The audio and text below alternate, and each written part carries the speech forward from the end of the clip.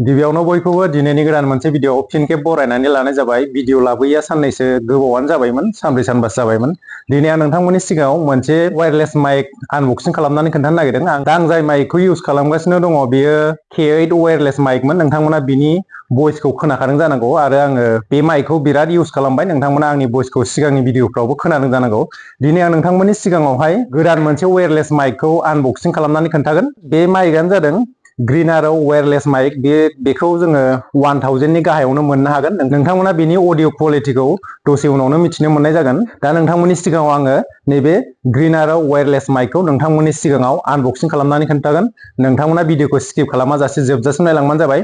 भिडिअखौ जागायजेननायनि सिगां नोंथांमोननिसिम गुरै खावलायनाय, नोंथांमोना दासिमबो आंनि चेनेलखौ साबस्क्राइब खालामनानै लाखिबा सिगाङावनो साबस्क्राइब खालामनानै लाग्रोबानो जाबाय। नोंथांमोना आंनि चेनेलाव बेबायदिनो गोदान आपडेटफोरखौ मोननो हागोन। थ' बिदिब्ला दिनैनि भिडिअखौ जागायदिनि। दा आं नोंथांमोननो बेखौ आनबक्सिं खालामना खोन्थानोसै। बे बक्सनि सिङावहाय मा दङ नोंथांमोना नायबानो जाबाय। सिगाङावनो आं बेखौहाय अपेन खालामखांनानै नायखांबाय, होमबाबो आं नोंथांमोननि सिगाङाव बेखौ आनबक्सिं खालामना खोन्थानि। नैबेवहाय दङ जोंना, नैबे जाबाय मोनसे सिंगेल आरो नैबे जों बेखौ डाबलबो लानो हायो। जेरैहाय नोंथांमोना पडकास्ट बायदिसिना खालामोबा बेखौ डाबल लानो हागोन।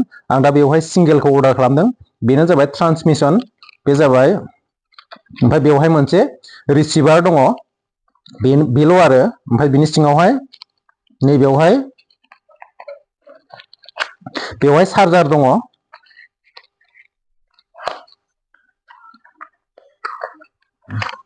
नैबे जाबाय चार्जार, बेयो टाइप सि चार्जार आरो।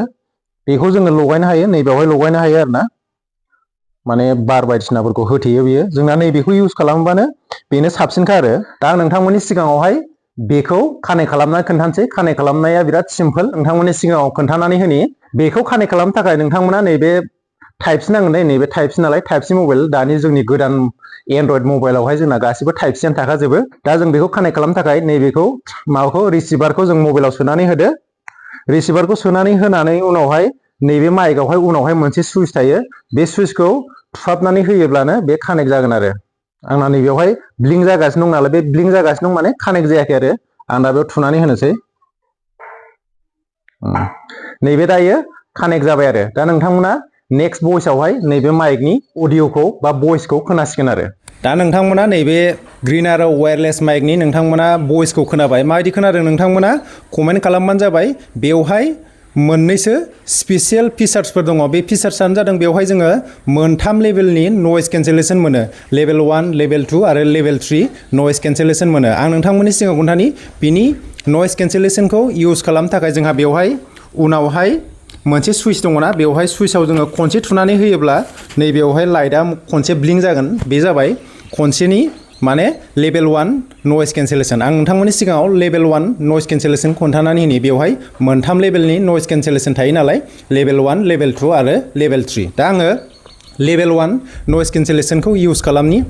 नोंथांमोना भइसनि बा अडिअनि डिफारेन्सखौ मोजाङै खोनासंब्लानो जाबाय। दा बेवहाय खनसे ब्लिंक जादों नालाय, बेवहाय लेभेल 1 नयस केन्सेलेसना अन जाबाय।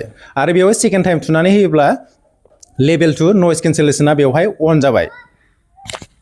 आरो खनसेबाव थुनानै होयोब्ला बेवहाय लेभेल 3 नयस केन्सेलेसना अन जाबाय। दा नोंथांमोना भइसनि डिफारेन्सखौ खोनानो मोनदों जानांगौ, माबायदि बेवहाय जोङो मोनथाम लेभेलनि नयस केन्सेलेसनखौ मोननो हायो। आरो बेवहाय मोनसे स्पेसियेल फिचार्स दंबावो, जों बेवहाय रिभार्ब मडखौ अन खालामनो हायो। दा रिभार्ब मडखौ अन खालामनो थाखाय जोङो नैबेवहाय पावार बटन दङना, मोनसेल'सो सुइच थाखायो नालाय, बेखौ जोङो खनथाम थाब थाब थुनानै होयोब्ला बेवहाय रिभार्ब मडआ अन जायो। आं दा नोंथांमोननि सिगाङाव रिभार्ब मडखौ अन खालामनानै खोन्थानि।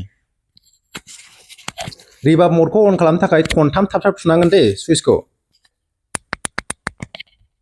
दा नोंथांमोना बेवहाय नैबे ग्रीन आरो वायरलेस माइकनि रिभार्ब मडखौ खोनानो मोनदों। बेवहाय रिभार्ब मडआव भइसआ माबायदि जायो नोंथांमोना बेखौ खोनानो हाखादों। बे रिभार्ब मडखौ जोङो मेथाइ बायदिसिना खननायाव इउज खालामनो हागोन आरो। दा नोंथांमोना भइस क्वालिटिखौ माबायदि खोनादों कमेन्ट सेक्सनाव खोन्थाबानो जाबाय।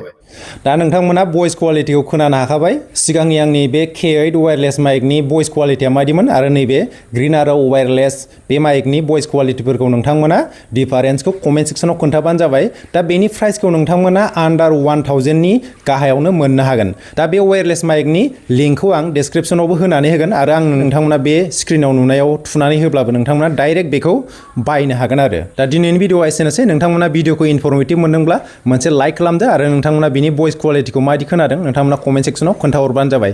दिनैनि भिडिअआ एसेनोसै। लोगो मोनफिनगोन गुबुन मोनसे भिडिअआव। गोजोन्थों।